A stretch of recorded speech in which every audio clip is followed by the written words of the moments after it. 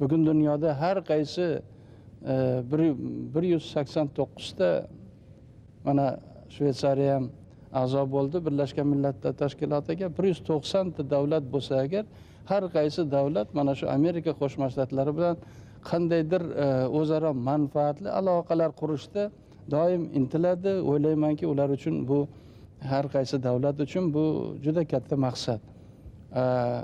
Nima deganda Amerika Qo'shma Shtatlarining yetarli imkoniyatlari investitsiya ajratishda, katta yetarli iqtisodiy yetarli burilishga, odamlarning hayot darajasini ko'tarishda, iqtisodni rivojlantirishda, umuman har qaysi davlatni, har qaysi kerak bo'lsa mamlakatni taraqqiyotini ta'minlashda mana bunday sheriklik, mana shunday aloqalar juda katta turtki beradi, juda katta sharoit qidirib beradi. Va o'ylaymanki, bizlarni yetarli maqsad qilib qo'ygan oldimizga iqtisodiy islohotlarni chuqurlashtirish, har tomonlama bu islohotlarni yanada tezlashtirish,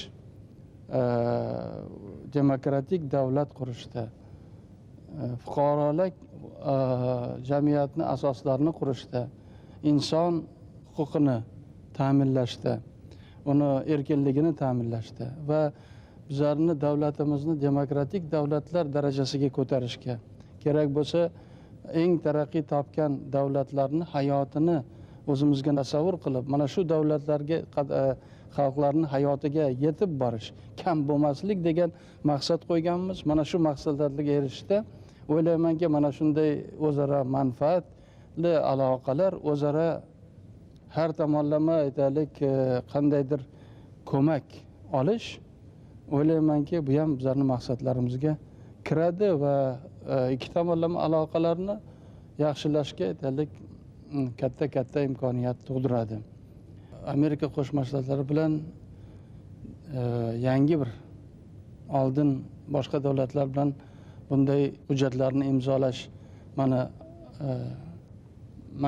xabardor emasman, lekin bu navbatdagi uchrashuvda Amerika Qo'shma Shtatlari va O'zbekiston orasida strategik, takrorlab aytaman, strategik sheriklik aloqalarni bog'lash va bizlarning hamkorligimizni asoslari degan yangi hujjat imzolashga tayinlanyapti. O'zingiz e'tibor beringlar, bu strategik sheriklik degan narsa bu nima degani?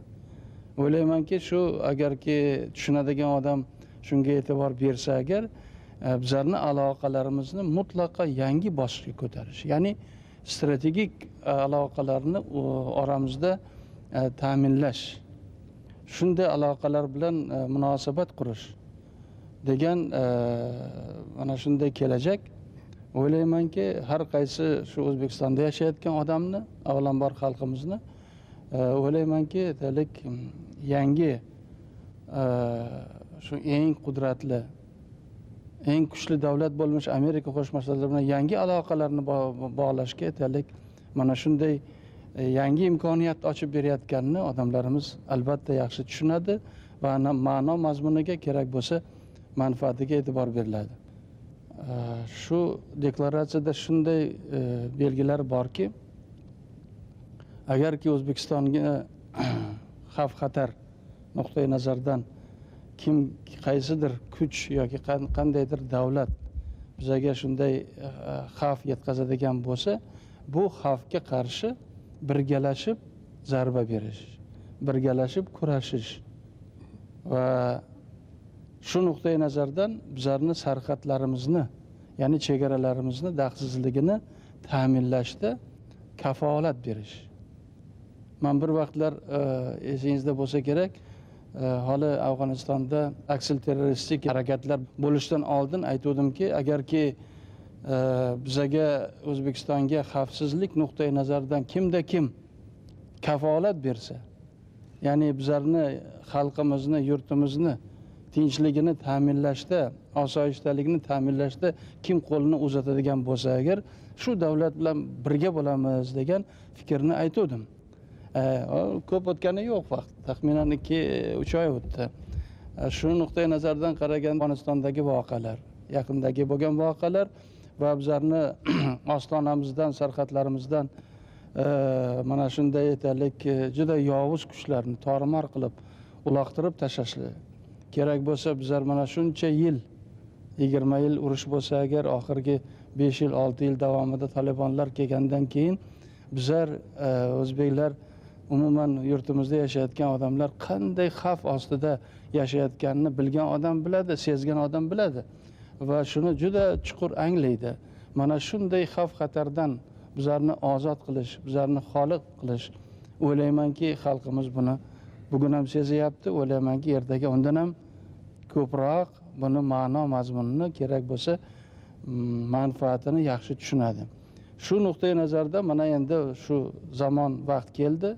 Bizlar mana shu yangi aloqalar bog'lashda albatta mana shunday xavfsizlik kafolatini olishga mana bugun yetib boryapmiz. Va o'ylaymanki bu masala, yana takrorlab aytaman, O'zbekiston uchun mana shunday atrofimizda juda aytaylik xatarli voqealar ko'p bo'layotgan bir paytda mana shunday kafolat olish nafaqat bugun yashayotgan odamlarimiz uchun, xalqimiz uchun, o'ylaymanki bizlarning bolalarimiz uchun ham juda katta bir natija desak, katta bir kelajagimizni ko'radigan, bemalol yangi hayotni qurishda bemalol har tomonlama tinch bo'lib, har qanday xavf xatarga aytaylik katta aytaylik e'tibor bermasdan o'zimizni tinch hayotimizni qurishda juda katta bir sharoit desak bu ham hech qanday xato bo'lmaydi. Bir so'z bilan aytganda, agarki mana shunday sharoitlar, mana shunday imkoniyatlarga erishsak, bizlar ertangi kunimizni, ertangi hayotimizni bemalol mana shunday kuchli, mana shunday qudratli davlat bilan aytaylik qandaydir suyanib, tayanib, birgalashib hayotimizni ko'radigan bo'lsak, bizlar ham kam bo'lmaymiz va o'ylaymanki bizlar maqsad muddaomiz o'zi shundan iboratki, bizaga avvalambor tinchlik kerak, osoyishtalik kerak va kerak bo'lsa yangi jamiyat qurishda mana shunday ko'mak deganim bu mutlaqo kimnidir yelkasiga osilish emas. Ko'mak deganda yangi hayot qurishda albatta katta mablag' kerak. Yangi hayot qurishda yangi inshootlarni qurish kerak.